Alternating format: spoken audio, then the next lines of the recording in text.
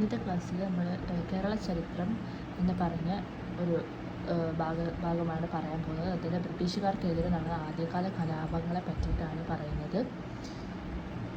ഇത് LP-UP ആയിട്ട് ബന്ധപ്പെട്ടിട്ടുള്ള എന്താ പറയുക, അതിൽ വരുന്ന ഒരു ടോപ്പിക്കാണ്. ഇത് വളരെയധികം ഇമ്പോർട്ടൻ്റ് ആയിട്ടാണ് എനിക്ക് തോന്നിയിട്ടുള്ളത്, അതുകൊണ്ടാണ് ക്ലാസ് എടുക്കുന്നത്. അപ്പോൾ ആദ്യം തന്നെ ഇവിടെ ഒരു ക്വസ്റ്റ്യൻ കൊടുത്തിട്ടുണ്ട്. ബ്രിട്ടീഷുകാർക്കെതിരെ കേരളത്തിൽ നടന്ന ആദ്യത്തെ സംഘടിത പ്രക്ഷോഭം ഏതാണെന്നാണ്. അത് ആറ്റിങ്ങൽ കലാപമാണ്. 2020 UP സ്കൂൾ ടീച്ചർ എക്സാമിന് ചോദിച്ചിട്ടുള്ള ചോദ്യമാണ്. കേരളത്തിൽ ബ്രിട്ടീഷ് ആധിപത്യത്തിനെതിരായ ആദ്യത്തെ സംഘടിത പ്രക്ഷോഭം എന്ന് പറയുന്നത് ആറ്റിങ്ങൽ കലാപമാണ്. ഇനി കേരളത്തിൽ നടന്ന പ്രധാന പ്രക്ഷോഭങ്ങൾ ഏതൊക്കെയാണെന്ന് നോക്കാം. ബ്രിട്ടീഷുകാർക്കെതിരെ കേരളത്തിൽ നടന്ന ആദ്യ കലാപമാണ് ഈ അഞ്ചുതെങ്ങ് കലാപം എന്ന് പറയുന്നത്. ദക്ഷിണേന്ത്യയിൽ നടന്ന ഏക ഗിരിവർഗ കലാപം ഏതാണെന്ന് ചോദിച്ചു കഴിഞ്ഞാൽ അത് കുറിച്യ കലാപമാണ്. അയിത്തത്തിനെതിരെ നടന്ന ആദ്യകാല പ്രക്ഷോഭം ഏതാണ്? അത് തലശ്ശേത്ര പ്രക്ഷോഭമാണ്. ഇതിനകത്ത് ഇന്ത്യയിൽ അയിത്തത്തിനെതിരായി നടന്ന ആദ്യത്തെ സംഘടിത സമരമാണ് വൈക്കം സത്യാഗ്രഹം.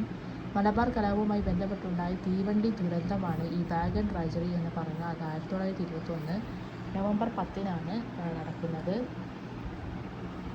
ഇനി അടുത്തത് ഗുരുവായൂർ സത്യാഗ്രഹം എന്നാണ് നടന്ന വർഷമാണ് 1931 മുതൽ 32 വരെയാണ്. നിവർത്തന പ്രക്ഷോഭം നടന്നത് 1932-ലാണ്.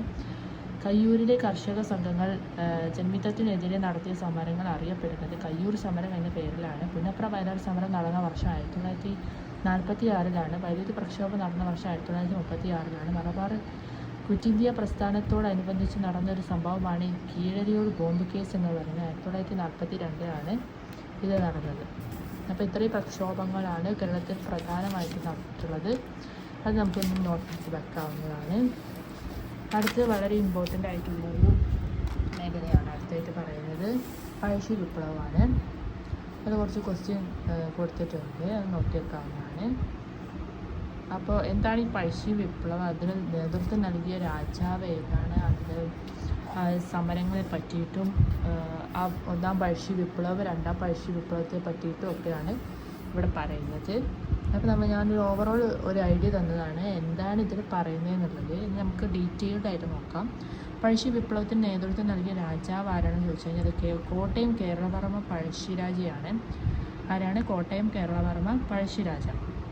പഴശ്ശിരാജയുടെ രാജവംശമായ കോട്ടയം രാജവംശം സ്ഥാപിച്ചത് ആരാണെന്നാണ് ചോദിച്ചിട്ടുള്ളത്. അത് ഹരിചന്ദ്ര പെരുമാളാണ്. ഹരിചന്ദ്ര പെരുമാൾ. പിന്നെ പുരളിശമ്മൻ എന്ന പേരിൽ അറിയപ്പെട്ടത് ആരാണെന്ന് ചിലപ്പോൾ പരീക്ഷയ്ക്ക് ചോദിച്ചു കഴിഞ്ഞാൽ അത് പഴശ്ശിരാജയാണ്. പിന്നെ കേരള സിംഹം എന്ന് അറിയപ്പെടുന്നതും അതും പഴശ്ശിരാജ തന്നെയാണ്. കേരള സിംഹം എന്ന് അറിയപ്പെടുന്നത്. ബ്രിട്ടീഷ് രേഖകൾ പഴശ്ശിരാജയെ വിശേഷിപ്പിക്കുന്നത് എങ്ങനെയാണെന്നാണ് ചോദിച്ചിരിക്കുന്നത്.